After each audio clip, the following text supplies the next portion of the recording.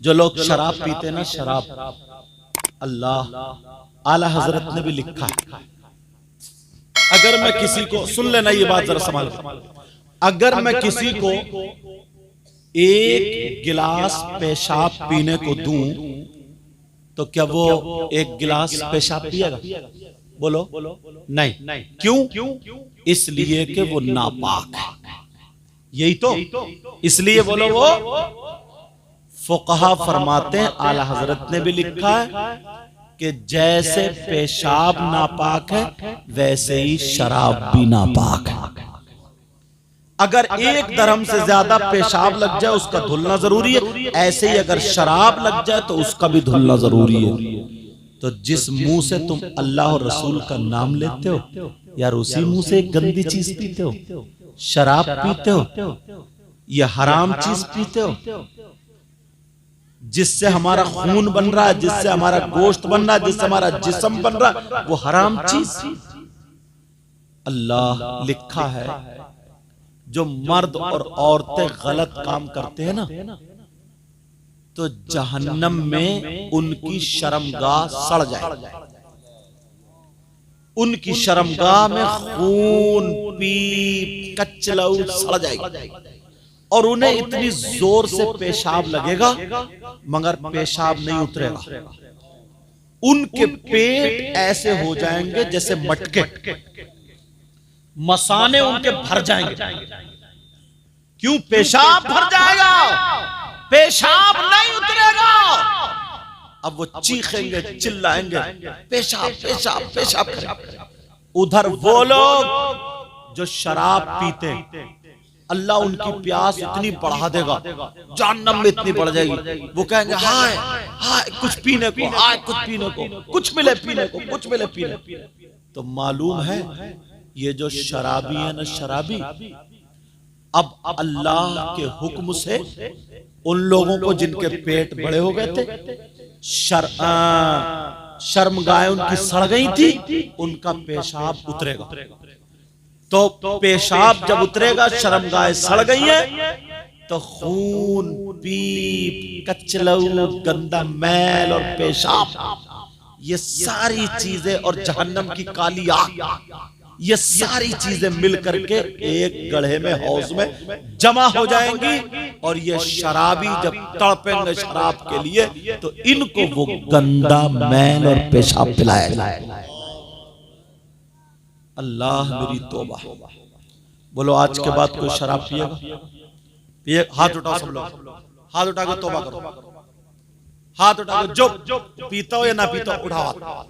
बोलो या अल्लाह आज के बाद हराम चीज से दूर रहेंगे और नमाजों की पाबंदी करेंगे और तमाम बुराइयों से बचते रहेंगे।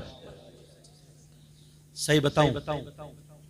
तुम दो दो एक एक करके ना, तवज्जो रखो मेरी तरफ, दो दो एक एक करके अगर ऐसे ही संभलते रहे तो इंशाअल्लाह एक दिन वो होगा कि हम और आप कामयाब हो जाओ। बोलो इंशाअल्लाह नमाजों की पाबंदी होगी। तुम्हें कोई शख्स ऐसा मिल जाए, बात थोड़ी कड़वी है, सुन लियो, जो बेटा, सगा बेटा अपनी मां के साथ गलत हरकत करता,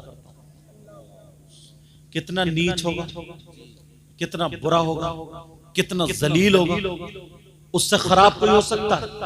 जो सगा बेटा अपनी मां के साथ जिना कर, जिस मां ने 9 महीने पेट में रखा, जिस मां ने दूध पिलाया, है कोई ऐसा?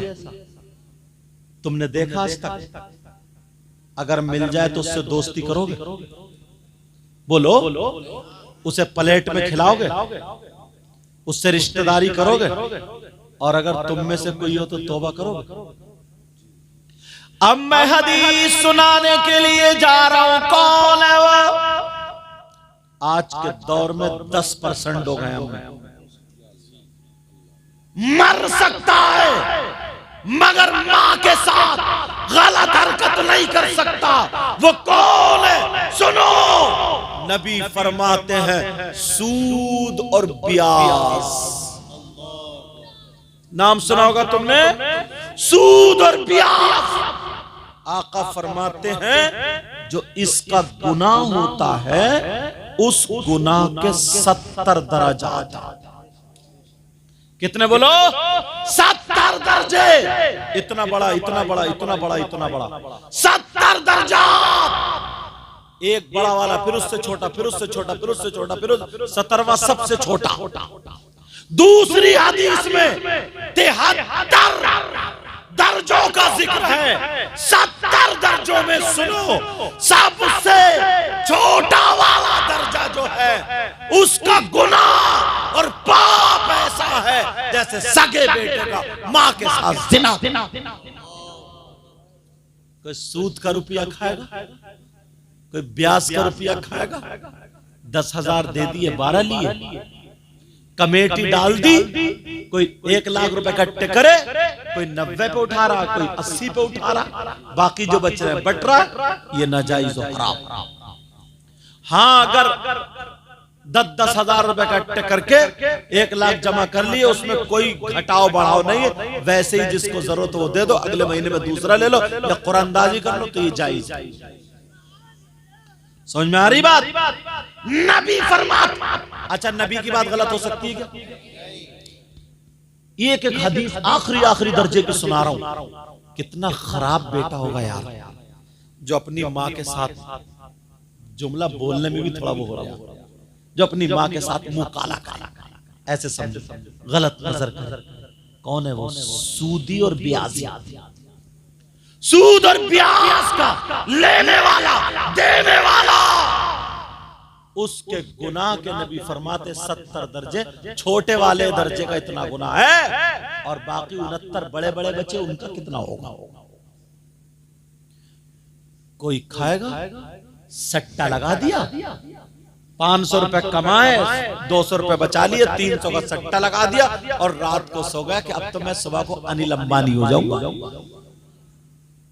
आज तक कभी कोई सट्टेबाज मालदार हुआ? आज तक कभी भी कोई सट्टेबाज कहीं भी मालदार हुआ?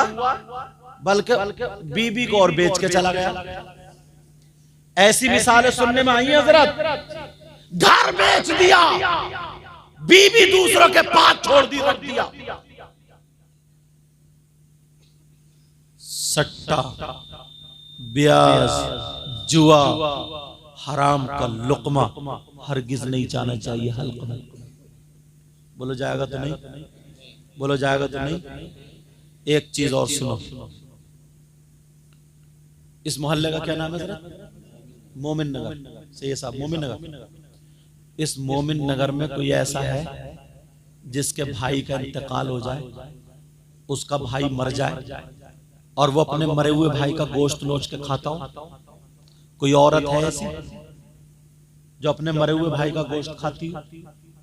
तुम्हारे मोमिन नगर में अगर कोई अपने मरे हुए भाई का, मुर्दा भाई का गोश्त खाए, उससे रिश्तेदारी करोगे, दोस्ती करोगे, साथ में रहोगे, दस्तरखान पे खिलाओगे? हाँ ना तो बोलो। और अगर तुम हो तो तौबा करोगे? बोलो, तौबा करोगे? मेरी बात भी गलत हो सकती है, इनकी भी गलत हो सकती है, तुम्हारी भी गलत हो सकती है, अल्लाह का कलाम गलत हो सकता है, कुरान शरीफ गलत हो सकता है। ज़ालिकल किताबुल ला रैब फीह, ये वो कलाम है जिसमें शक की गुंजाइश तक नहीं। अब कुरान की आयत से साबित कर दूं कौन है वो, चेहरे दिखा दूं कौन है जो अपने मरे हुए भाई का गोश्त खाते हैं, बता दूं? सोचोगे यार ये मौलाना कैसे बुला ले, ये तो सारी पोल खोले दे रहे हैं। कुरान है, कुरान, कुरान की आयत पढ़ रहा हूं। बिस्मिल्लाहिर्रहमानिर्रहीम। वला यग़्तब बअदुकुम बअदा अयुहिब्बु अहदुकुम अन यअकुला लहम अखीहि मैतन फकरिहतुमूह। पूछो इनसे, बड़े बड़े अच्छा कारी हैं, हाफिज है, जो हाफिज़ है नहीं, ये कुरान की आयत, ये कुरान की आयत। इसका तर्जमा घर जाके देख लेना, वरना मैं तर्जमा कर रहा हूं। अल्लाह फरमाता है, अगर कोई आपस में एक दूसरे की गीबत करता है, बदी करता है, चुगली करता है, पीठ पीछे बुराई करता है, चौराहे पे बैठा और बस तड़पड़ मार दी 2-4 बुराइयां। तुमरे हमारे मौलाना लोगों में भी ये आदत आ गई थोड़ी, बहुत सारी बुराइयां चौराहों पर। और औरतें, इनके पेट में हसद, कीना, बगावत, इनका चेकअप कराओ ना तो फेफड़े खराब, हसद की वजह से गैस इतना जलती है ना। अगर किसी की लड़की का रिश्ता अच्छा हो जाए तो इसे दौरा पड़ गया। अरे पागल, तुझे क्या, इसकी तबीयत खराब, उसका अकेला बेटा था, उसके यहाँ उसकी बेटी का रिश्ता हो गया, ले ये खाना ही नहीं खा रही है। और ये कुटनी ना कुटनी किसी भी तरकीब से पहुंच जाती है वहां। पहुंची इतनी भोली बन के, सीधी बन, जबकि भोली नहीं है ये, और सीधी बनी, सलाम कलाम हुआ तो बोली थोड़ा सा पान खाने आई थी। अच्छा, पान खाने तो आग लगाने आई थी। अब बोली थोड़ी पान की कतरिया खिला, पान की कतरिया दे। कितने बच्चे हैं तुम्हारे घर? एक बेटा 2 बेटी। अच्छा, बेटा बड़ा बड़ी, और सब डिटेल निकाल गई है पहले ही। कहा बेटा बड़ा, कहाँ रिश्ता हुआ? कहा वो मोमिन नगर में हुआ। अच्छा, किस जगह? हाँ, वो मस्जिद के पीछे जो घर है 2 मंजिल। कहाँ? गोरे रंग की लड़की जो, वो कहाँ? अच्छा, उसको दौरे पड़ते थे, ठीक हो गई खत्म। बोले उस पे हवाई असर था, वो ठीक हो गई है क्या? चलो, घराना अच्छा, सारे लोग अच्छे, कर लो रिश्ता, खाक कर लो। तूने रेड़ तो पहले ही मार दी। एक तो वैसे ही लड़के वाले नंगे, भिखारी, इंटरनेशनल फकीर। कौन लड़के? पहले गधे बिकते थे, घोड़े बिकते थे, बकरी बिकती थी, बकरे बिकते थे, खच्चर बिकते थे, ऊंट बिकते थे, बैल बिकते थे। अब शादी के मौके पे लड़के बिक रहे हैं। 4-4 लाख रुपए की मंगनी, 3-3 लाख रुपए कुबड़े बुलेट मांग रहा, कुबड़े।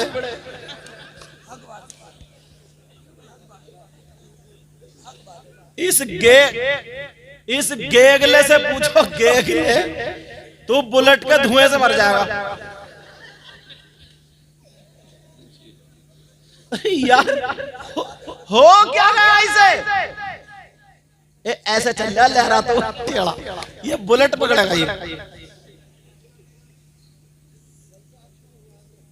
देखा है डंडा? कारीगर बेटा बहुत पीटते हैं, पढ़ाते हैं। ऐसे चल रहा लहरा तो वह बुलेट लेगा ये, पैजामा समझ ले, बुलेट लेगा ये। जरा सोचो यार इसको। गर्दन नीचे कर लो,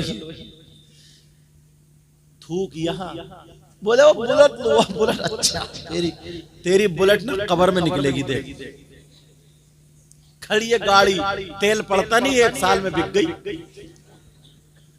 क्योंकि तेल पड़ता ही नहीं। 1 लाख रुपए सस्ती बेच, खुद खरीदता तो जाता, फ्री की मिल रही है तो 1.5 लाख 1 लाख सस्ती बेच दी। जाओ, जरा सोचने की बात है, सोचने की। लड़के बिक रहे हैं, भिखारी, और अम्मा इतनी बड़ी रिश्वतन हो गई है, रिश्वती हो गई है ये। जब तक इसके कान न चिर जाए ना झुमकियों से, तब तक इसे लड़की पसंद नहीं आती है। और जहां कान चिरे तो बोली लड़की थोड़ी है, चांद का टुकड़ा है ये अम्मा। इसके भी कान चीरे जाएंगे कब्र में। एक तो वैसे ही लड़कियों के रिश्ते, और अब तो ना नंबर ही नहीं आता रिश्ते करने का। बेटियों को मोबाइल दे दिया, बेटों को मोबाइल दे दिया, बाजार लगी पड़ी है, जाओ खुद ही जाओ, जो खुद ही जाओ। वो उसे पसंद कर ले, वो उसे पसंद कर ले, कंजड़ी पसंद आ गई, अब चूहे मारने की दवा लिए फिर रहा, अम्मा को धमकी दे रहा, रिश्ता ले जाओ ना खाऊंगा मर जाऊंगा। ये रिश्ते। और जब तक जब तक तुम्हारी जेब में दम है ना तो बर्गर, चाउमीन, मोमोज, समझे, ये सारी चीजें खाती रहेगी। होटलों में खाना कभी रेलवे स्टेशन पर है, कभी बस स्टैंड पर है, वो भी हुर करता हुआ घुमा रहा। और 3 महीने के बाद जब पैसे खत्म हुए होगा भिखारी, अब झांक रहे इधर आधर। अब मुफ्ती साहब आ जा रहे हैं फतवा के तलाक होनी है, चलती नहीं है शादी। नौजवानों तुम्हारे लिए एक बात काम की, ईमानदारी से बताओ, जो लड़की तुमसे कोई मीठी मीठी बातें कर ले या SMS लिख दे, तुम बिक जाते हो, ना अम्मा की मानते, ना अब्बा की मानते, ना भाई की मानते, उनके कहने से रिश्ता नहीं करते हो। एक बात बताओ, जो लड़की अपनी माँ को धोखा दे सकती है वो तुम्हें धोखा नहीं दे सकती है? जिस माँ ने 9 महीने पेट में रखा, 18 साल पाला, दूध पिल, तुमसे जो मोबाइल पर चैटिंग कर रही है, रात के 2-2 बजे तक बातें करे, तो माँ को धोखा दिया ना उसने। जो लड़की जो बाप का खून है, उसका लाल खून काला हो गया कमाते कमाते, जो बाप को धोखा दे रही है वो तुम्हें धोखा नहीं देगी। जो अपने सगे भाई जैसे रिश्ते को ठुकरा सकती है, तुम्हारे साथ भाग सकती है, रह सकती है, ईमानदारी से बताओ वो तुम्हें धोखा नहीं दे सकती? जो अपनी माँ को धोखा दे सकती है, बाप को धोखा दे सकती है, 1 साल में तुम्हें भी चूना लगा देगी। वरना माँ बाप के कहने से नमाज पढ़ने वाली लड़की भले जहेज मिले या न मिले, मैं जहेज जिसकी बेटी है यार वो तो देता ही है, कौन नहीं चाहता मैं अपनी बेटी को नहीं दूं। मैं उनकी बात नहीं कर रहा हूं, मैं उनकी बात कर रहा हूं जो मांग रहे हैं और जो रिश्ते छोड़ देते सिर्फ जहेज की बिना पर। ये जाते हैं, ये कारी साहब और ये सारे लोग बाहर जाते हैं कुरान शरीफ सुनाने, तकरीरें करने। इनसे पूछो, कोटा में राजस्थान में एक शख्स ऐसा था जो मेरे पांवों पर रो रहा था, अकेला बेटा था, बहू ने ना ठोकर मार दी थी।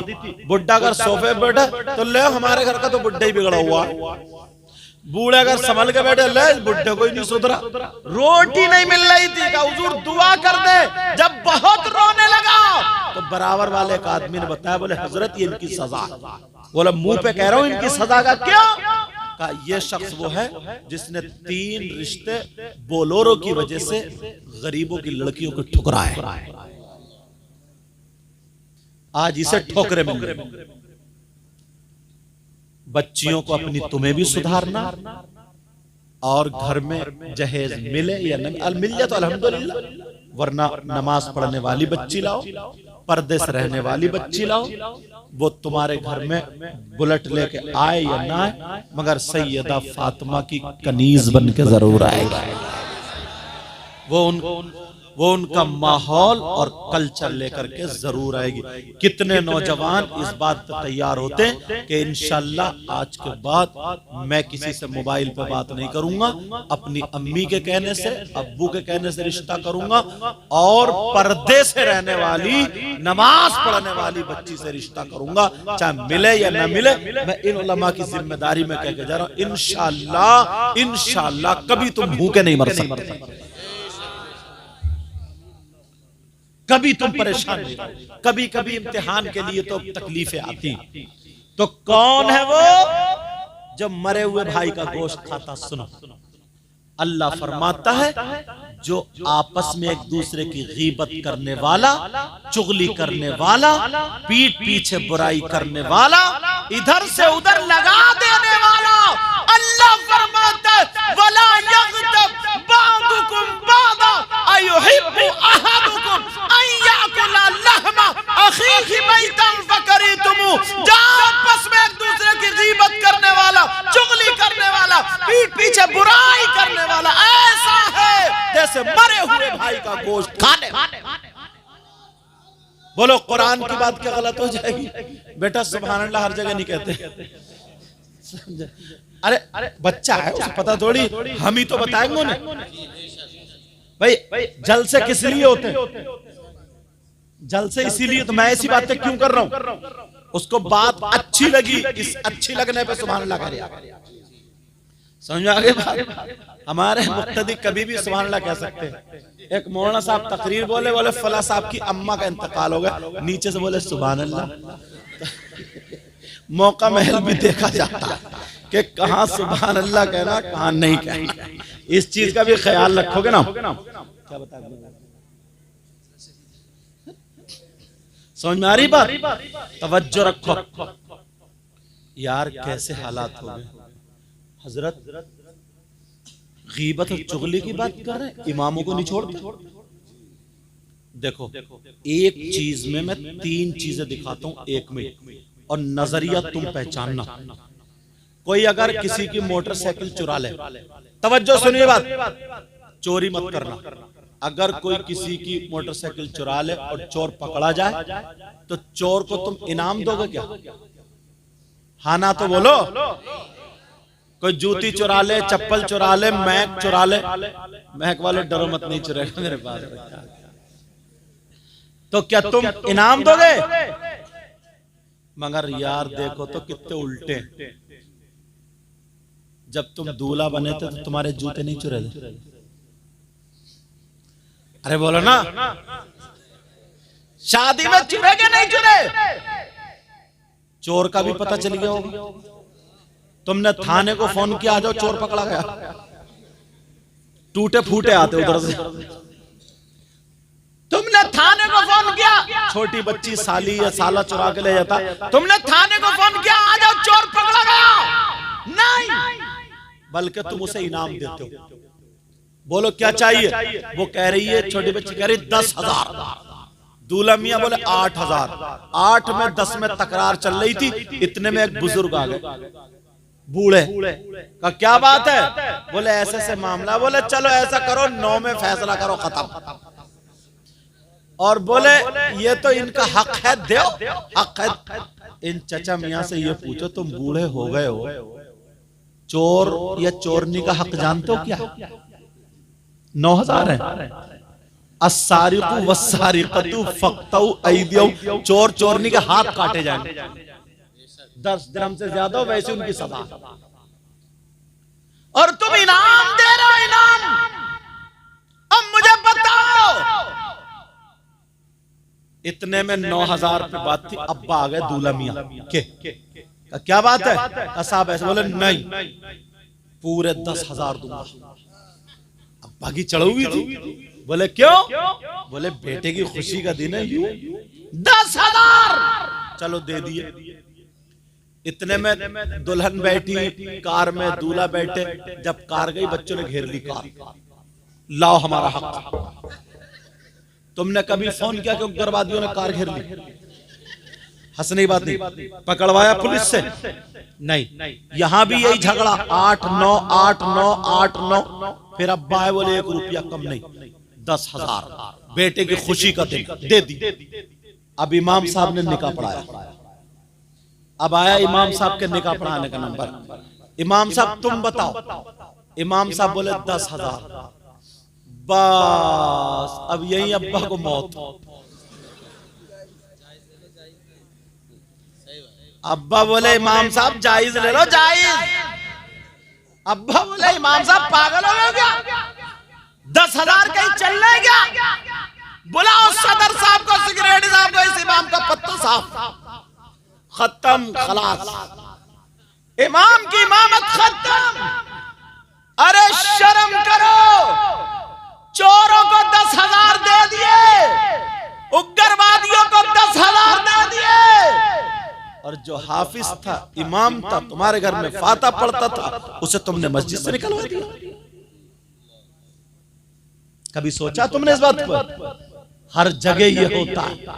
चोरों को देते हुए तुम्हें क्या सवाब मिला? डकैतों को देते हुए क्या सवाब मिला? और इमाम को दे देते सवाब नहीं मिलता क्या? चोरों को देने से बेहतर था 5,000 रुपए सदका कर देते, और नबी फरमाते सदका बलाओं को टालता है, मुसीबतों को खत्म।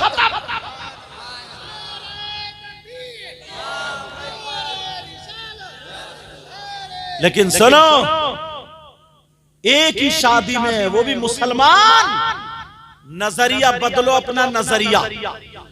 तवज्जो, तवज्जो, नजरिया बदलो। आप जानते हैं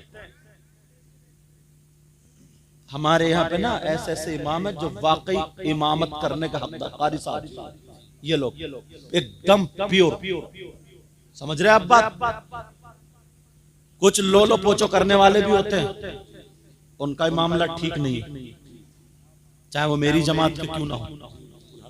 लेकिन सुनो यार, एक मजदूर मजदूरी करता ना, कुछ भी नहीं जानता, कोई काम सीखा हुआ नहीं है, तब भी 500 रुपए की करता है। कुछ भी सीखा हुआ नहीं है तो 500 रुपए की करता नहीं करता। शाम को आके बीवी बच्चों में आराम से सोता है, खाता रहता है, और राज मिस्त्री समझो 700 रुपए की मजदूरी लेता इस दौर में। अब एक महीने के 17,000 हो रहा है, उधर 500 के एतबार से 15,000 हो रहा है। ये यार इतने दिनों, इनसे पूछियो हिफ्स कैसे किया होगा इन्होंने, एक एक लफ्ज एक एक लफ्ज एक एक लफ्ज एक एक लफ्ज इन्होंने उस्ताद ने कैसे कराया होगा, ये सारे हाफिज इन्होंने कैसे पढ़ा होगा। यार इन्होंने इतना गुनाह कर लिया है कि तुम मस्जिद में इन्हें 10,000 रुपए की तनख्वाह दोगे बस सिर्फ। एक दिन की मजदूरी कितनी पड़ रही है? अगर थोड़ी देर के जहन बना सोचा जाए तो सोचो यार, कौन पढ़ाएगा अपने बच्चों को? तुम पढ़ाओगे बच्चों को? कोई मालदार पढ़ाएगा बच्चों को? स्कूलों में बच्चों को हम 5-5 हजार रुपए, 500 रुपए, 2-2 हजार रुपए दे करके फीस दे करके पढ़ाते, उसमें तुम्हारा कुरान पढ़ाया जाता है, दीनी तालीम पढ़ाई जाती है, खड़े होकर के मुंह तना सिखाया जाता है, पैंट शर्ट, ये सारी। मैं उसका मुखालिफ नहीं हूं, उस तालीम का भी जरूरत के लिहाज से वो भी पढ़ना चाहिए, मगर एक वो दूसरी चीज दिखाना चाहता हूं। यही माँ बाप उसकी फीस भी देता है, ट्यूशन भी लगा, सब कुछ। उसकी वजह क्या? उसकी वजह यह है या तो सरकारी सर्विस लग जाएगी तो भी 80-90 हजार रुपए की होगी, समझे? कहीं मास्टर बन जाएगा तब भी इतनी तनख्वाह होगी। और तुम्हें मालूम है कि ये सारी की सारी हमारे मजहब की तालीम तो है नहीं, सब सिर्फ दुनिया ही दुनिया है ना, इसमें आखिरत तो है नहीं। उसके बावजूद भी सब इधर पिले पड़े। मदरसों की तनख्वाह, मुदर्रिसीन की तनख्वाह और इमामों की तनख्वाह अगर हम लोग ज्यादा कर दें, बढ़ा दें, तो पढ़ने वाले अच्छे से नहीं पढ़ लेंगे क्या? बोलो, तुम खुद सोचो यार। ये किसे कदम उठाना पड़ेगा, हमें और आपको उठाना नहीं पड़ेगा। तो बखुदा ये बता रहा हूं, हमारी तो कट गई, लोग कट गई, सारे लोग कट गए। ये मत समझो हम अपने लिए कर रहे हैं, तुम्हारी नस्लों के लिए कर रहे हैं।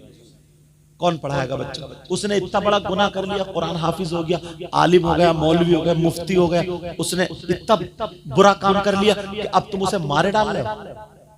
उसकी बीवी नहीं है यार, उसके बच्चे नहीं है यार, उसके घर वाले नहीं है यार।